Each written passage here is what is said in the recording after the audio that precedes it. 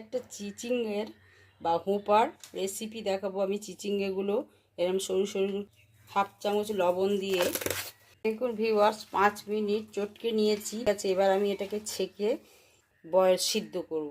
আমি একটা কড়া বসিয়ে নিয়েছি। এবার চিচিঙ্গেটা দিয়ে দিলাম, এতে অল্প একটু জল দিয়ে সিদ্ধ করে নেব। আমি 10 মিনিট কিন্তু এটাকে কড়াই বসিয়ে লঙ্কা দেব, খানিকটা পেঁয়াজ মোটামুটি ফ্রাই হয়ে এসছে। আমি 1 চিমটি চিনি দিলাম, টোটালি অপশনাল, চাইলে দিতে পারেন নাও দিতে পারেন। এটা কিছুটা নারকেল বাটা আর পোস্ত এটা দিয়ে দিলাম।